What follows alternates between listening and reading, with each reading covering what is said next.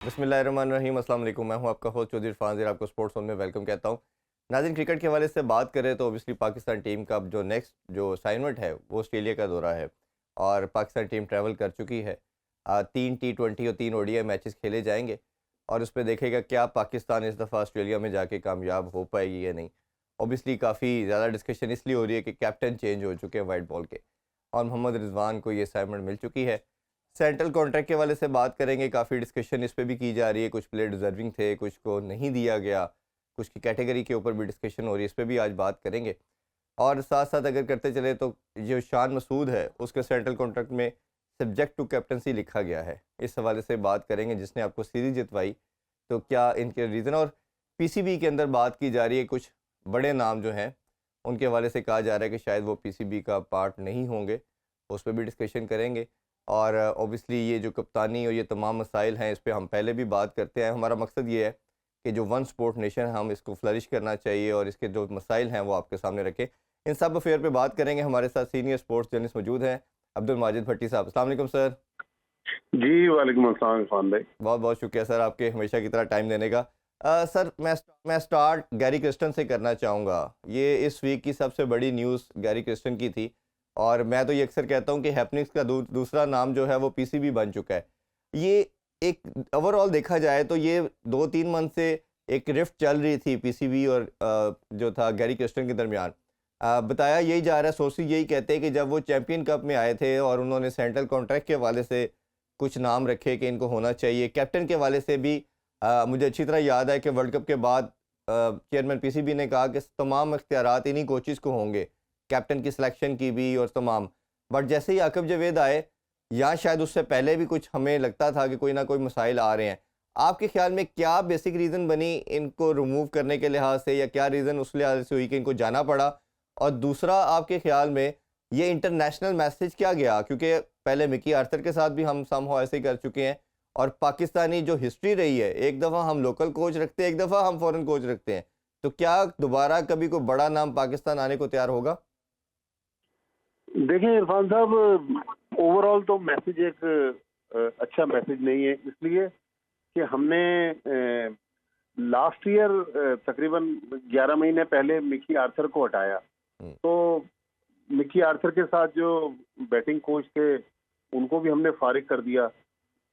और उससे पहले जब मोहम्मद हफीज डायरेक्टर क्रिकेट थे, बेसिकली वो भी हेड कोच थे, जी। उनको भी हमने हटाया। रफीज राजा ने मिसबाउल हक और वकार यूनुस को हटाया। तो ओवरऑल तो हमारा ट्रैक रिकॉर्ड ज्यादा अच्छा नहीं है। ये बिल्कुल आपकी बात ठीक है कि अब बहुत ज्यादा बड़े नामों वाले कोचेज जो हैं वो पाकिस्तान इसलिए भी नहीं आएंगे कि आपको पता है कि हमारे पड़ोस में जो लीग होती है उसमें चंद हफ्तों में वो इतना पैसा कमा लेते हैं जी। कि पाकिस्तान में शायद वो पूरे साल में नहीं कमा सकते।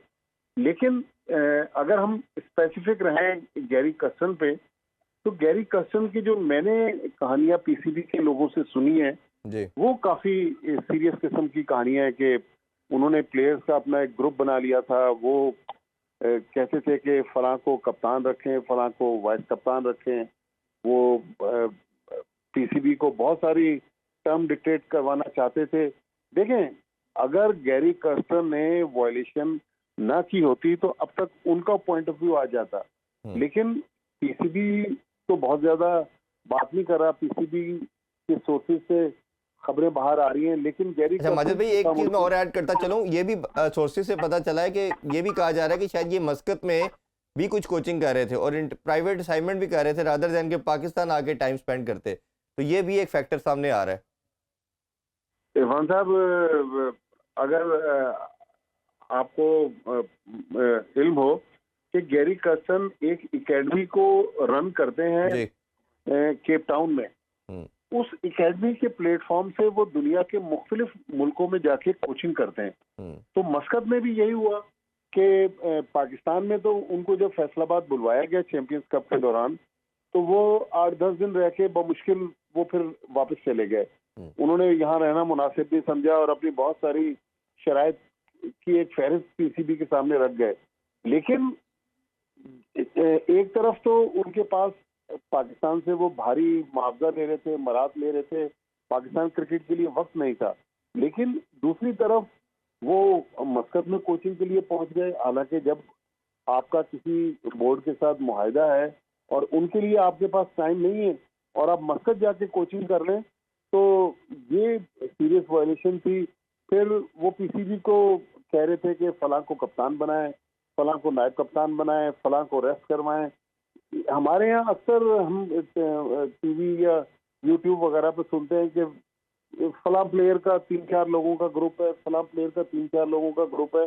मैंने जो कहानियां सुनी कि गैरी कस्टर ने भी प्लेयर्स का 3-4 लोगों का एक ग्रुप बनाया था, जिसमें पाकिस्तान टीम के कुछ प्लेयर अपने आप को अनकंफर्टेबल महसूस कर रहे थे।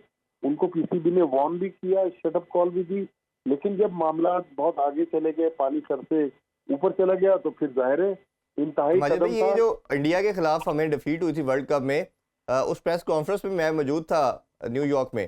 तो इन्होंने उस टाइम भी ये हिंट दी थी, शायद मैं छोड़ने जा रहा हूँ टीम में इन्होंने कहा कि जी ग्रुपिंग है, काफ़ी प्रॉब्लम है, एक मीटिंग होती है उसके बाद एक और मीटिंग होती है, जो कि बाद में लेटर ऑन इनकी रिपोर्ट भी मीडिया पे सामने आई। तो आपके ख्याल में ये पहले ही इतना ज़्यादा बैकफुट पे इन्होंने पीसीबी को कर दिया अपनी शराइत के लिहाज से, वो मसला था, या अभी जो रिसेंटली इन्होंने कैप्टन और कोच को भी तो हटाया ना पीसीबी ने, कि वो सिलेक्शन कमेटी का पार्ट नहीं होंगे, और सेकेंडली ये भी कहा गया कि ये प्लेइंग 11 भी ये सिलेक्ट नहीं करेंगे। आपका माशाल्लाह 3-4 डेकेड का एक्सपीरियंस है, आपके ख्याल में इनको क्या पार्ट होना चाहिए? और प्लेइंग 11 तो मैं अपना ओपिनियन अगर रखता चलूँ तो मेरा मानना ये है कि ये तो कैप्टन और कोच का ही काम है, इसमें तो एटलीस्ट अगर आप जस्टिफिकेशन कोई निकालते तो नहीं बनती। अभी भी ऐसा शफीक को भेजा जा रहा है ऑस्ट्रेलिया, तो आपका क्या टेक है इस पे सर? देखें, आपकी बात काफी हद तक दुरुस्त है कि जिन लोगों ने ग्राउंड में टीम लड़ानी होती है उनके पास इख्तियारात होने चाहिए थे। लेकिन अगर इरफान साहब आपको याद हो, मैं और आप भी बहुत सारे प्रोग्रामों में ये डिस्कस करते रहे जी। कि पाकिस्तान में प्लेयर्स का एक ग्रुप है जो अपने मनपसंद लोगों को बाहर से आने नहीं देता। अब रिसेंटली जो हमने मिसाल देखी कि मुल्तान के सेकंड टेस्ट मैच में जब आकिब जावेद आए, उन्होंने चेंज किया, उन्होंने कामरान गुलाम को खिलाया, नुमान अली, साजिद खान, जाहिद महमूद। तो वो जो 4 तब्दीलियां थी, और बाबर आजम, शाहीन शाह अफरीदी और नसीम शाह जैसे लोगों को ड्रॉप करके जी। बाहर करना, ये मेरा ख्याल एक बड़ा बोल्ड डिसीजन था। फिर बहुत सारे हमारे बड़े बड़े नाम जो दुनिया में अपने नाम और अपने मर्तबे की वजह से जाने जाते हैं, उनमें भी हिम्मत नहीं थी कि इस तरह की पिच बनाई जाए। जी। अब मैं आपको एक और इनसाइड स्टोरी दूं कि पिच बनाने का ज्यादा क्रेडिट जा रहा है आकिब जावेद को। नो डाउट आकिब जावेद ने भी अपना रोल प्ले किया होगा, लेकिन ये जो यूज पिच को इस्तेमाल किया गया सेकंड टेस्ट मैच में, ये अलीम डार का आइडिया था। अच्छा। ये पाकिस्तान क्रिकेट में बहुत कम लोग जानते हैं कि अलीम डार का आइडिया था, और वो आइडिया क्लिक कर गया। उसके बाद आप देखें पाकिस्तान टीम सेकंड टेस्ट जीती, फिर थर्ड टेस्ट जीती। तो मतलब पीसीबी के जो फैसले थे, उन्होंने एटलीस्ट पाकिस्तान को जीत की राह पे तो डाल दिया। इससे पहले तो हमारी टीम जो भी हार रही थी, तो मेरा ख्याल में जिन लोगों को क्रेडिट जाता है कि जिन्होंने पाकिस्तान टीम को जीत की राह पे डाला, और वो लोग जो माजी में मैं और आप कहते रहे कि जी यहाँ तो लाइकिंग डिसलाइकिंग हो रही है, तो भाई अगर लाइकिंग डिसलाइकिंग हो रही थी तो उसका तोड़ अब पीसीबी ने जो निकाला, उसके बाद उनको अच्छे नताइज मिले, तो उन नताइज के बाद हमें उनको क्रेडिट तो देना बिल्कुल पड़ेगा। उनका ड्यू क्रेडिट बनता है। अच्छा, ये माजिद भाई, एक अगर इसी के लिंक अप मैं बात करूं तो अब कोचेस अभी फिलहाल तो जेसन गिलेस्पी को दिया गया टास्क जो ऑस्ट्रेलिया सीरीज है, बट सोर्सेज ये बता रहे हैं कि वो भी हैप्पी नहीं है, और लास्ट टेस्ट मैच के अंदर उन्होंने चेयरमैन पीसीबी से जो मुलाकात की उसमें नाराजगी का इजहार किया, ये तमाम रीजंस और अफेयर के साम वजह से। अभी तो वो आपका पार्ट है, एक तो क्या आपको लॉन्गर रन में नजर आ रहे हैं कि पाकिस्तानी बोर्ड के साथ वो चल पाएंगे? क्योंकि गैरी क्रिस्टन के बाद जिस तरह केविन पीटरसन की स्टेटमेंट आ गई, मिकी आर्थर की आ गई, तो एक इंटरनेशनल मैसेज तो पॉजिटिव नहीं जा रहा। और सेकेंडली, आपकी नज़र में कौन सा अब ऐसा कोच है? अभी ये भी न्यूज़ आ रही है कि आकिब जे ने शायद रिफ्यूज़ कर दिया है। पहले तो यही था कि शायद उन्हीं के लिए ये सारा स्टेज सेट किया जा रहा है, बट अभी ये आ रहा है कि वो नहीं इसमें इंटरेस्टेड कोचिंग में। तो कौन सा ऐसा नाम आपको लगता है कि जो फर्दर फ्यूचर में पाकिस्तान को सर्व करेगा एज ए हेड कोच? देखिए, सबसे पहले तो पाकिस्तान क्रिकेट बोर्ड को ये डिसाइड करना है कि अगला पाकिस्तान टीम का हेड कोच पाकिस्तानी होगा या फॉरेन कोच होगा। क्योंकि इंडिया ने जिस तरह 2015 में पॉलिसी बनाई थी कि नहीं अब बहुत हो गया, अब जो भी होगा वो हम इंडियन प्लेयर को ही इंडिया का कोच रखेंगे। पहले तो ये पॉलिसी पीसीबी लाए, लेकिन मेरे ख्याल में अब हमने फॉरेन कोचेस के बहुत ज्यादा तजर्बे कर लिए। रमीज राजा के दौर में जो एक प्लानिंग हुई थी कि हम बीच में छोटे छोटे अरसे के लिए कंसल्टेंट रख रहे थे, मेरे ख्याल में वो आइडिया ज्यादा बेहतर है कि मेन जिस तरह मोहम्मद हफीज थे या मिसबाउल हक थे या वकार यूनुस थे, हेड कोच पाकिस्तानी आप बना लें, उनके साथ कुछ फॉरेनर्स रख लें। अब देखें ना, मैं आपको एक तल्ख हकीकत बताने जा रहा हूँ, और आप पीसीबी हेडक्वार्टर के करीब ही बैठे हैं और माशाल्लाह वेल इन्फॉर्म जर्नलिस्ट हैं। आप पीसीबी से अगर आपको जो ऑस्ट्रेलिया में T20 वर्ल्ड कप हुआ था, जो जी उसके बाद जब पाकिस्तान टीम गई थी, सॉरी T20 वर्ल्ड कप नहीं, जो लास्ट ईयर टेस्ट सीरीज खेलने गई थी, जी उसकी रिपोर्ट निकाल के देख लें। एडम हॉलियक जो पाकिस्तान के बैटिंग कंसल्टेंट थे, उन्होंने अपनी रिपोर्ट में लिखा है कि मैं बाबर आजम को जब कुछ चीजों पर मैंने उनको समझाने की कोशिश की, तो बाबर आजम ने कहा कि आपने मुझसे ज्यादा क्रिकेट खेली है। हम्म, तो जब वो हमारे प्लेयर्स का रवैया ये हो, जी तो फिर मेरे ख्याल में उनको हैंडल करने के लिए कोई पाकिस्तानी उनको बेहतर अंदाज में हैंडल कर सकता है। हम्म, फॉरेनर के काबू में इतनी आसानी से आएंगे नहीं। इस लेवल पे देखिए, पाकिस्तान लेवल पर हमारे पास अच्छे लोग हैं, लेकिन हमें उनको इख्तियार देने की जरूरत है।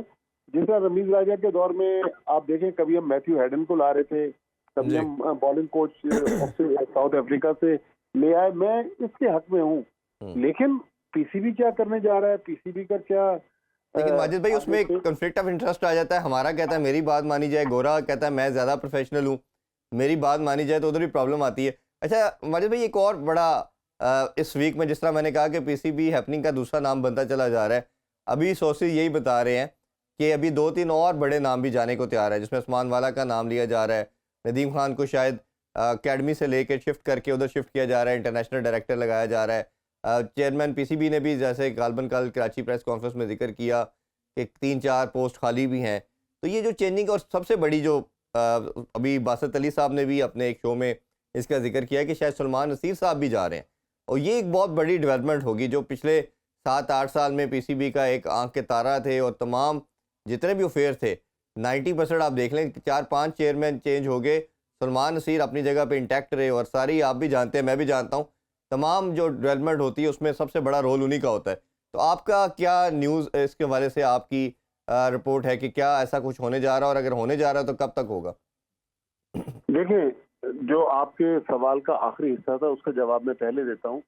जो मैंने सुना है कि नेक्स्ट वीक एक बड़ी विकेट पाकिस्तान क्रिकेट बोर्ड से गिरने वाली है। अब वो कौन है ये मेरे इल्म में नहीं है, लेकिन मेरे इल्म में जो तब्दीलियां हैं वो मैं आपसे शेयर कर देता हूं जी कि उस्मान वाला को पीएसएल का डायरेक्टर बनाया जा रहा है। नदीम खान उस्मान वाला की जगह आ रहे हैं डायरेक्टर इंटरनेशनल क्रिकेट, जी और आकिब जावेद जो हैं उनको बनाया जा रहा है नेशनल क्रिकेट एकेडमी का डायरेक्टर जी नदीम खान की जगह। ये 3 तब्दीलियां तो मैंने सुनी है, और ये मरहलावार होगी। लेकिन थोड़ी देर पहले ही मैंने किसी से जब चेक किया, तो उन्होंने कहा कि पहली विकेट जो है वो नेक्स्ट वीक गिरेगी। जाहिर है, अब हम आज बुध का दिन है, जुमेरात, जुमे के बाद वीकेंड शुरू हो जाएगा, तो लग रहा है कि पीर मंगल बुध तक कोई बड़ी खबर क्रिकेट बोर्ड हेडक्वार्टर से आएगी। बिल्कुल ठीक है। अच्छा, ये थोड़ा सेंट्रल कॉन्ट्रैक्ट के हवाले से अगर बात करें, 25 लड़कों को दिया गया, कोई काफ़ी डिबेट हो रही है। मैंने जिस तरह इंट्रो में बात की थी कि शान मसूद जिसने आपको सीरीज जिताई, पाकिस्तान का कैप्टन है, कैप्टन को बी कैटेगरी में रखना, और साथ ये लिखना कि सब्जेक्ट टू कैप्टनसी। एक तो मेरा नहीं ख्याल कि पीसीबी को वजाहत भी करनी चाहिए थी कि ये क्या इसका मकसद है, और ये मैसेज क्या कप्तान को दे रहे हैं आप। आगे आपकी साउथ अफ्रीका सीरीज़ है, फिर वेस्ट इंडीज़ की सीरीज़ है, तो ओबियसली जो पहली असाइनमेंट नेक्स्ट आ रही है वो आपकी साउथ अफ्रीका की आ रही है, और विनिंग आपका कैप्टन है। चले पास में 6 जो डिफीट हुई वो तो हो गई, एक तो इसका बताइए। और दूसरा ये जो नुमान और साजिद जिन्होंने आपको इतनी बड़ी विक्ट्री दिलवाई है, ओबियसली 39 आउट कर दिए 2 टेस्ट मैच में, उनको भी सी में रखना, तो आप क्या जस्टिफाई समझते हो? और शादाब को भी सी में रखा गया, कहा जा रहा है कि सकलैन की वजह से रखा गया है। आप किस तरह ओवरऑल देखते हैं, और किसी नाम को आप समझते हैं जिस तरह शाहीन को भी बी में रखा गया, ए में नहीं रखा गया? आपका ओवरऑल इस तमाम सेंट्रल कॉन्ट्रैक्ट के हवाले से क्या राय है? देखें इरफान भाई, सबसे पहले, क्योंकि लोग कहते हैं कि जी बाबर आजम का मंजन बहुत बिकता है, इसलिए लोग ज्यादा इसका जिक्र करते हैं। मैं इसको दूसरे पैराए में देखता हूँ कि बाबर आजम दुनिया का इतना बड़ा प्लेयर है कि जाहिर है खबर की हेडलाइन बाबर आजम से बनती है। तो हम सेंट्रल कॉन्ट्रैक्ट देते हैं यकुम जुलाई, जो पिछला अभी जो जी इतवार को जिस सेंट्रल कॉन्ट्रैक्ट का अनाउंसमेंट हुआ, ये यकुम जुलाई 2023 से लेके 30 जून 2024 तक की जो पाकिस्तान की परफॉर्मेंस थी या पाकिस्तानी प्लेयर्स की परफॉर्मेंस थी, उस पर सेंट्रल कॉन्ट्रैक्ट दिया गया। तो अगर आप देखें तो एक साल के अरसे में जहां शाहीन शाह अफरीदी की परफॉर्मेंस में डिक्लाइन आया, आपने उनकी तनज़ुली की, तो मेरे ख्याल में बाबर आजम की भी तनज़ुली होनी चाहिए थी। दूसरी तरफ आप शादाब खान को सेंट्रल कॉन्ट्रैक्ट में तो रख रहे हैं, लेकिन वहां पर पाकिस्तान टीम से उसको ड्रॉप कर रहे हैं। तो ये तो एक दौरा मेयार आपका सामने आ गया। दूसरा, नुमान अली जिन्होंने 20 विकेट ली 2 टेस्ट मैचेस में, आपको सीरीज जितवाई। अब आप नुमान अली को कह रहे हैं कि ये सब्जेक्ट टू फिटनेस। जी अरे भाई, हमें यूसेन बोल्ट नहीं चाहिए, हमें वो प्लेयर चाहिए जो नुमान अली ने 20 विकेटें भी ली, लंबे स्पेल भी करवाए, दौड़ दौड़ के सिंगलें भी ली, 48-40 की इनिंग्स भी खेली। जी तो नुमान अली की तो मेरे ख्याल में क्रिकेटिंग फिटनेस पे कोई इशू तो मुझे नजर नहीं आ रहा। ऐसे ही है। अभी मैं आपको इंडिया की मिसाल दूं, मैं मोहम्मद कैफ का कहीं सुन रहा था। मोहम्मद कैफ ने कहा, जो सरफराज खान इंडिया के जो नए बैट्समैन आए, उन्होंने कहा भाई सरफराज खान की क्रिकेटिंग फिटनेस तो है, वो 150 रन बना रहा है, तो फिर हम ये क्यों कह रहे हैं कि वो फिट नहीं है। तो मेरे ख्याल में नुमान अली फिट हैं। अगर वो जाहिर है उस फिटनेस स्टैंडर्ड को मैच नहीं कर सकते, तो फिर नुमान अली को भी आपने चैंपियंस कप में कैसे सिलेक्ट कर लिया था। वहां जो पाकिस्तान अंडर 19 के एक और प्लेयर थे साद बेग, उसको तो आपने फिटनेस पे बाहर कर दिया था चैंपियंस कप में। अब ये नुमान अली पर आ गया। माजिद भाई, ये टेस्ट से पहले जब फिटनेस टेस्ट हुआ 12 में से 8 लड़के तो कर ही नहीं पाए पहले 2 दफा। तीसरी दफा में जाके इन्होंने शायद कोई रिलैक्सेशन की तो उसमें क्लियर किया सबने टेस्ट। देखिए, कुछ लड़कों पर, अब नुमान अली जो भी है 38 साल तो उसकी ऑफिशियल एज है। हाँ, तो 20 के साल वाले लड़के की परफॉर्मेंस तो नहीं दे सकता वो फिटनेस नहीं दे सकता। तो मेरे ख्याल कुछ लड़कों को हमें थोड़ी सी छूट देनी चाहिए। लेकिन दूसरा, बिल्कुल शान मसूद आपके टेस्ट मैच के कप्तान हैं और अभी सीरीज इंग्लैंड जैसी टीम के खिलाफ हमने जीती है। हम अननेसेसरी जो कंट्रोवर्सीज क्रिएट करते हैं उससे पाकिस्तान क्रिकेट को नुकसान पहुंचता है। मेरे ख्याल में या तो सेंट्रल कॉन्ट्रैक्ट बंद कर दें, उसके बजाय प्लेयर्स की मैच फीस और मराद में इजाफा कर दें। हाँ, फिटनेस का एक स्टैंडर्ड क्राइटेरिया हो। मैं अगर आज से 8-10 साल पहले भी चला जाऊं तो इरफान साहब, उस जमाने में भी होता था, कुछ लोगों को, अनफिट लोगों को अंदर कर दिया जाता था, कुछ फिट लोगों को टीम से ड्रॉप कर दिया जाता था। तो मेरा ख्याल है ये फिटनेस का ड्रामा करके, ठीक है फिटनेस का स्टैंडर्ड होना चाहिए, लेकिन ये फिर अक्रॉस द बोर्ड हो ना। फिर आपको अगर छोड़ना है तो फिर सबको आपको छोड़ना पड़ेगा, अगर आपको लटकाना है तो सबको लटकाना पड़ेगा। मेरे ख्याल में ये बात हमें थोड़ी कहीं लाइन तो हमें ड्रॉ करनी है। माजिद भाई, अभी एक छोटा सा ब्रेक लेते हैं। ब्रेक आके पाकिस्तान को ये विक्ट्री हासिल करने में इतना टाइम क्यों लगा, इस पे बात करेंगे और कैप्टनसी के हवाले से बात करेंगे। क्या मोहम्मद रिजवान पाकिस्तान की एक ही चॉइस थे और बेस्ट चॉइस है, इस पे हम बात करेंगे। Stay with us.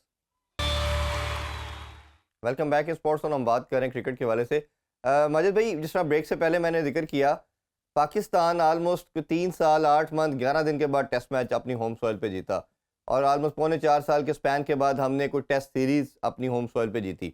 अच्छा, वो कहते हैं अक्लमंद के लिए निशानियां होती हैं, उसको समझ आ जाती है। हमने ये देखना था कि दुनिया सारी अपनी होम ग्राउंड का एडवांटेज लेती है। हमने पास में देखा है कि हमने इवन यूएई के अंदर अपनी होम ग्राउंड का एडवांटेज लिया। एक टेम्पलेट हमारे पास मौजूद था, एक मॉडल मौजूद था कि हमने स्पिन ट्रैक विकेट बनानी है और अपोजिशन को फंसाना है।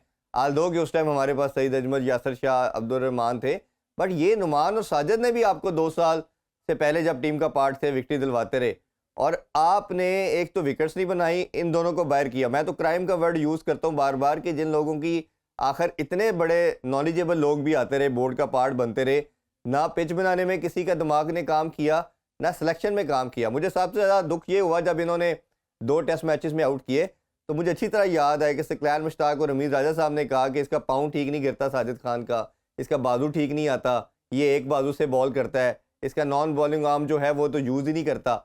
ये बांग्लादेश में सीरीज जितवा के आया था, 8 आउट करके आया था। तो आपका क्या ओपिनियन है कि क्या इतने 4 बोर्ड चेंज हो गए, 4 चेयरमैन चेंज हो गए, इतने 26 सेलेक्टर चेंज हो गए, किसी बंदे के अंदर ये सोच नहीं आई, 5-6 सेलेक्टर हमारे कोचेस चेंज हुए कि हमने पिच क्या बनानी है, सिर्फ ये आकिब जावेद को ही पता था। और दूसरा ये कि क्या आपने अपने प्लेयरों को इस तरह ही ज़ाया करना है, जो परफॉर्म करता है हम उसको बाहर कर देते हैं कोई ना कोई रीज़न डाल के? देखिए, ये अफसोस की बात है कि हमारी जो क्रिकेट है, जाहिर है आपने कहा कि भाई हमारे मुल्क के पास तो एक ही तफरी है, वो क्रिकेट ही है। तो अगर ये क्रिकेट आज नीचे जा रही थी और पाकिस्तान 11 में से 7 टेस्ट मैच होम ग्राउंड पर हार गया, इसमें ना इरफान जहीर जिम्मेदार थे, ना अब्दुल माजिद भट्टी जिम्मेदार थे। इसमें वही लोग जिम्मेदार थे जो पीसीबी के इक़्तिदार पे कब्जा किए हुए हैं, या जो माजी में जिन लोगों का पीसीबी पे आना जाना रहा है, या जो फैसला साजी करते रहे, मेरे ख्याल में हमारी क्रिकेट एटलीस्ट, मैं ये नहीं कहता कि हम अब ऑस्ट्रेलिया को भी ऑस्ट्रेलिया में हरा देंगे, लेकिन हमारी क्रिकेट इतनी बुरी नहीं थी कि हम बांग्लादेश से 2-0 होम ग्राउंड पर हार जाते। लेकिन हमने गलत फैसले किए, हमने गलत सिलेक्शन की। उस गलत सिलेक्शन का नतीजा ये निकला कि पाकिस्तान होम ग्राउंड पर हिस्ट्री में पहली बार बांग्लादेश से हार गया। तो मेरे ख्याल में सबके लिए आई ओपनर है।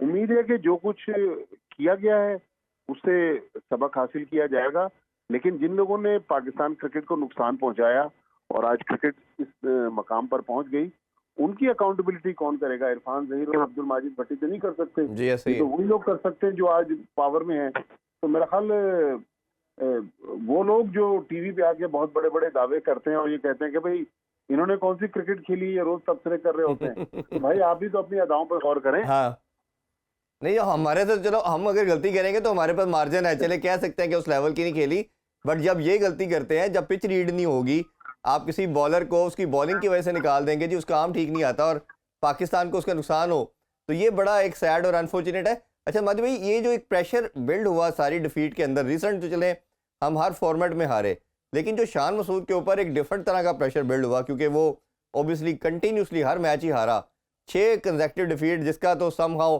सोशल मीडिया पे भी आपने देखा होगा, जिस तरह रमीज राजा साहब ने उनसे क्वेश्चन किया और जिस पर ट्रोलिंग फिर बाद में हुई। एक तो स्टेटमेंट का भी चलें, आप ओपिनियन बता दें कैसा रहा। और शान मसूद को आप बड़ा करीब भी जानते भी हैं, हम भी उनको जानते हैं, एक बड़ा नाइस और जेंटलमैन है और एक एजुकेटेड पर्सन है, बट कहीं ना कहीं उनकी अपनी परफॉर्मेंस भी मुझे लगता है कि उनकी ना उनके माइंड को हैम्पर कर रही है इन टर्म्स ऑफ कैप्टनसी, जहाँ डिसीजन कुछ लेने चाहिए थे वो नहीं ले पाए। तो आप शान मसूद को इवॉल्व होता हुआ देख रहे हैं, और आपको क्या लगता है कि शान मसूद लंबा सर्व कर पाएगा, क्योंकि बोर्ड ने तो सब्जेक्ट टू कैप्टनसी डाल दिया उनके साथ? देखिए इरफान साहब, परफॉर्मेंस तो शान मसूद को देना पड़ेगी। अब आप कप्तान बन गए, आपने इतनी बड़ी अचीवमेंट हासिल कर ली, आपने इंग्लैंड को भी अपनी कप्तानी में हरा दिया, लेकिन ग्राउंड में जब बल्ला आपके हाथ में होगा तो फिर तो आप ही को सब कुछ करना है। तो मेरे ख्याल में इसमें तो दूसरी राय नहीं है ना कि शान मसूद अगर एज ए बैट्समैन परफॉर्म करेंगे तो तभी वो आगे जा सकते हैं और पाकिस्तान क्रिकेट को लंबा सर्व कर सकते हैं। लेकिन ये जो सब्जेक्ट टू कैप्टनसी अगर उन्होंने लिख दिया है, तो इसका मतलब है कि कहीं ना कहीं पीसीबी के प्लान में अब उनकी कुर्सी भी मुझे खतरे में नजर आ रही है। लग ऐसा रहा है कि साउथ अफ्रीका की मुश्किल सीरीज है, वेस्ट इंडीज की सीरीज भी लोग कहते हैं कि बहुत हल्की है, वेस्ट इंडीज की सीरीज भी आसान नहीं है जी। तो आई होप कि शान मसूद अपनी खामियों पर काबू पाएंगे और उनका बैट जो है वो रन उगलना शुरू कर देगा। अदरवाइज तो देखें, अगर वो परफॉर्मेंस नहीं करते तो मैं और आप तो नहीं बचा सकते, जाहिर है हम उनके सपोर्टर हैं, हमारे शान मसूद से इसमें कोई शक नहीं कि मरासिम है, उनके वालिद मसूद खान मेरे तो बहुत अच्छे दोस्त हैं, लेकिन जाहिर ग्राउंड में तो बल्ला जब उनके हाथ में तो उन्हें ही सब कुछ करना है। बिल्कुल ऐसे ही है। अच्छा सर, ये रिजवान के हवाले से भी आपका ज़रूर ओपिनियन जानना चाहूँगा। हमने ये पहले भी शायद गालबन बात की थी कि आपके पास शायद नज़र यही आता है ऑब्वियसली कि एक ही ऑप्शन है, वो मोहम्मद रिजवान है, लेकिन अब जब देखा जाए, जब शाहीन और बाबर का सारा ये फ्यूड हुआ, तो उसमें कहीं ना कहीं जानते थे लोग या कहते थे कि इसमें समहाउ रोल उसका भी है, रिजवान का भी है, उसने कोई अपना रोल प्ले नहीं किया इसको सॉर्ट आउट करने में या टीम को चैलेंज करने में। एक तो उस हवाले से बताइए। दूसरा, क्या आपको लगता है कि रिजवान जिस तरह की ये बोर्ड अभी स्टेटमेंट्स आ रही हैं, चाहे वो सिलेक्शन कमेटी की तरफ से, चेयरमैन की तरफ से, और ये सारी बातें कि हमारी मर्जी चलेगी, सब कुछ होगा, आप समझते हैं कि रिजवान ऐसा इंडिविजुअल है कि जो बोर्ड कहेगा, जिस तरह कहेगा? अभी तक तो रिजवान की 2 प्रेस कॉन्फ्रेंस सामने आई है और वो हर चीज़ में कह रहे हैं कि जी मैं जो बोर्ड का डिसीजन है उसको सर आंखों पे बिठा रहा हूँ, वही होगा, सारे लड़के कैप्टन हैं। तो आप ओवरऑल सारी चीज़ों को कैसे देखते हैं? कल जो कराची में उनकी मीडिया टॉक हुई है, उसमें तो उन्होंने एक दो जगह पर कहा है कि भाई फखर जमान और इमामुल हक जो हैं वो पाकिस्तान टीम की जरूरत है। तो वो इशारों किनारे में तो कह रहे हैं, लेकिन जाहिर है जब शान मसूद और जैसन गैलेस्पी के साथ एक सिलेक्शन का इशू हो चुका था, तो मेरे ख्याल में मोहम्मद रिजवान ने इतनी बड़ी जिम्मेदारी सोच समझ कर कबूल की होगी। लेकिन अगर मोहम्मद रिजवान को हम साया ग्रुप उनके कैरियर से निकाल दें, तो कप्तानी में तो उनका कोई इशू नहीं है, वो तो कप्तानी के लिए बेस्ट चॉइस है। लेकिन जो साइड पर उनके साथ कंट्रोवर्सीज जुड़ी हुई थी, उसकी वजह से थोड़ा वो मुश्किल में आ गए। आई होप कि पीसीबी इन मामला को सॉर्ट आउट करेगा और पाकिस्तान क्रिकेट को आगे लेके जाएगा, क्योंकि अब हमने बाबर की भी कप्तानी खत्म करवा दी, शाहीन शाह अफरीदी पीसीबी से नाराज, तो अब इसके अलावा हमारे पास कोई चॉइस नहीं है। लेकिन सलमान अली आगा को भी हम फ्यूचर का कप्तान तैयार करने की कोशिश कर रहे हैं। तो मेरे ख्याल में प्लेयर्स को परफॉर्मेंस पर फोकस करने दें। जल्दी जल्दी अगर हम कप्तान बनाने की उनको कोशिश करेंगे और उनको बहुत ज्यादा पावर देंगे और चेयरमैन के साथ जब वो मीटिंग में टांग पे टांग रखे बैठे होंगे, तो प्लेयर्स का जो स्टाइल है वो तो आपको पता है कि एकदम से चेंज हो जाता है। लिहाजा प्लेयर्स को क्रिकेट पे फोकस करने दें। कप्तानी और ये दूसरे इश्यूज ये तो वक्त के साथ साथ सॉर्ट आउट होते रहेंगे। बिल्कुल ठीक है सर, अभी एक ब्रेक लेते हैं, ब्रेक से वापस आके हाँ, हक की आपने जिक्र किया और साथ फ़खर ज़मान के बारे से बात करेंगे कि क्या ट्वीट करना इतना बड़ा गुनाह हो गया कि वो बेचारा जो पाकिस्तान का मैच विनर था उसको बाहर कर दिया गया। इसमें आपके डिटेल से आंसर लेंगे, हमारे साथ रहिए।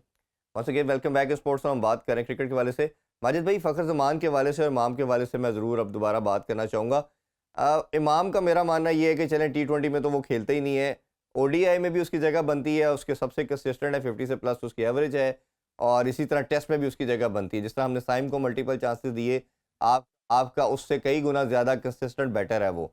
आपको एटलीस्ट आपके पूल में ज़रूर होना चाहिए था, स्क्वाड में ज़रूर होना चाहिए था। अगर कोई भी आपका एक ओपनर परफॉर्म नहीं करता तो वो इंडक्ट होना चाहिए। दूसरी तरफ अगर फ़खर की बात करें तो आपका वाइट बॉल में सबसे बड़ा मैच विनर, इम्पैक्ट प्लेयर सिर्फ फ़खर ज़मान है। और आपकी पिछले 7-8 साल की जितनी भी विक्ट्रीज उठा के देख लें, अगर किसी बैटर की वजह से पाकिस्तान जीता है तो वो फ़खर ज़मान है, कोई दूसरा बैटर हमारे सामने नाम नज़र नहीं आता। तो ये एक ट्वीट रीज़न बनी, या आपको लगता है कि जो कनेक्शन कैंप के अंदर उन्होंने चेयरमैन साहब से डायरेक्ट बात की और जो उस्मान वाला साहब की कंप्लेंट की वो रीज़न बनी?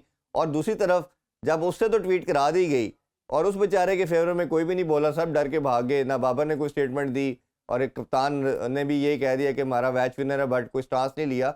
और मेरे शो में आकिब जावेद साहब कोई ऑलमोस्ट वीक पहले आए थे और उन्होंने कहा था कि क्यों नहीं, आपके लिए बेस्ट चॉइस तो ये बनती है, फ़खर बनती है। तो मुझे लगता था कि शायद कंटेंडर जो है वो फ़खर ही होगा, शायद ये गलती करके उन्होंने अपने पाँव पे कुल्हाड़ी मार ली। इरफान साहब, एक तो मैं आपको एक और इनसाइड स्टोरी बताऊं जी। कि ये जो फखर की ट्वीट थी ना, थी तो गलत, लेकिन सुना है कि इनके फैमिली मेंबर में से किसी ने, जो उनका सोशल मीडिया अकाउंट चलाता था, उसने ट्वीट करके फखर जमान को मुश्किल में डाल दिया। अच्छा। चले, फखर जमान से गलती हो गई, लेकिन मेरा सवाल मोहसिन नकवी साहब से ये है कि मोहसिन नकवी साहब, मेरा भी बेटा है और लोगों के भी बच्चे हैं। हमारा बेटा अगर गलती करेगा तो हम उसको घर से तो नहीं निकाल देंगे, हम उसको डांट डपट के मार पीट के उसको कहेंगे कि भाई अपनी गलती को दुरुस्त करो। लिहाजा फखर जमान से अगर गलती हुई है तो आप बुलाएं उसको, डांट डपट करें, उसको जुर्माना करें, उसको 2-3 मैचों का फाइन लगा के उसको कहें कि भाई आप पाकिस्तान क्रिकेट की तरफ आए, पाकिस्तान क्रिकेट को आपकी जरूरत है। लेकिन इस तरह प्लेयर को ह्यूमिलेट करना, खबरें चलाना, मेरा ख्याल में अब काफी हो गया। फखर जमान के साथ जो भी करना है पीसीबी ने वो करे, और आसिफ जावेद को भी चाहिए कि भाई वो आपके लाहौर कलंदर का प्लेयर है और ये वो प्लेयर है जिसने आसिफ जावेद को भी पीएसए जितवाई, पाकिस्तान को चैंपियंस ट्रॉफी जितवाई। जी। लिहाजा प्लेयर्स वो मेरे ख्याल में ऊपर रखना चाहिए। हम प्लेयर्स को जिस तरह नजरअंदाज करते हैं, उनको डिग्रेड करते हैं, ये मुनासिब नहीं है। मुझे उम्मीद है कि मेरी ये जो रिक्वेस्ट है, अगर कहीं पाकिस्तान क्रिकेट बोर्ड के कोई बड़े सुनेंगे तो कोशिश करें कि फखर जमान के इशू को खत्म करें, उसको कहें कि आप अपनी क्रिकेट की तरफ आएं, लेकिन एक ऐसा तगड़ा सेंट्रल कॉन्ट्रैक्ट में क्लॉज डालें जी। ताकि आइंदा कोई और फखर जमान की तरह ये हरकत ना करे जिससे पाकिस्तान क्रिकेट को बदनामी हो। और बिल्कुल मेरा मानना है कि बैलेंस अप्रोच होनी चाहिए, ना किसी को इतना बड़ा स्टारडम या सुपरस्टार बना दे कि वो कंट्रोल में ना रहे, ना अपने हीरोज़ को इस तरह गिरा के बाहर कर दें कि आप अपने कंट्री को जिसने सर्व किया उसको वैल्यू ना करे। अच्छा माजिद भाई, लास्ट क्वेश्चन आपसे, ऑब्वियसली ये स्क्वाड जो अब अनाउंस हुआ है, अब ऑस्ट्रेलिया और जिम्बाब्वे का भी इन्होंने कर दिया, बट मेनली हम बात ऑस्ट्रेलिया के स्क्वाड के वाले से करेंगे। आप क्या समझते हैं, ये बैलेंस है? और कुछ नए लड़कों को फैसल अकरम, इरफान मनहास और हमजादात को भी देखते हैं, उनको डक किया गया है, और इसी तरह शादाब को भी बाहर कर दिया गया। क्या आपको लगता है ये बैलेंस स्क्वाड है, या कोई इमाम का जैसे जिक्र किया और फ़खर का ये होने चाहिए थे?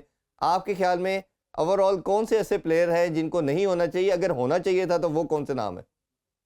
देखें, एक तो मुझे जो सबसे ज्यादा, मैं खिलाफ नहीं हूँ किसी के, लेकिन जो मुझे सबसे ज्यादा हैरत हुई वो अब्दुल्ला शफीक का नाम देख के हुई कि अब्दुल्ला शफीक ने जिस तरह पहले बांग्लादेश की सीरीज, फिर इंग्लैंड की सीरीज, हालांकि एक उनकी सेंचुरी भी है, लेकिन मेरा ख्याल अब्दुल्ला शफीक का नाम देख के मुझे हैरत हुई कि अब्दुल्ला शफीक का नाम जो था वो नहीं होना चाहिए था। फिर साइम अयूब का जो ओरिजिनल फॉर्मेट था वो तो T20 फॉर्मेट है। जी।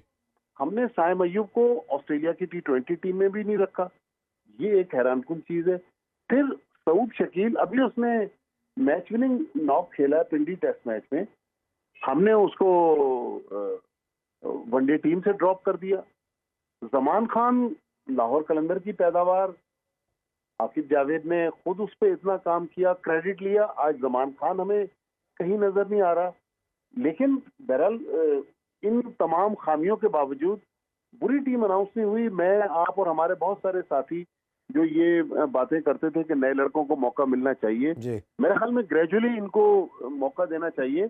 लेकिन एक बात आज आप मेरी ध्यान में रखिएगा कि अगर हमने बहुत ज्यादा एडवेंचर जिम्बाब्वे के खिलाफ भी करने की कोशिश की ना, तो जिम्बाब्वे भी होम ग्राउंड पर बहुत मुश्किल टीम है। लेकिन बहरहाल कुछ लड़कों के साथ हमें आगे बढ़ना पड़ेगा।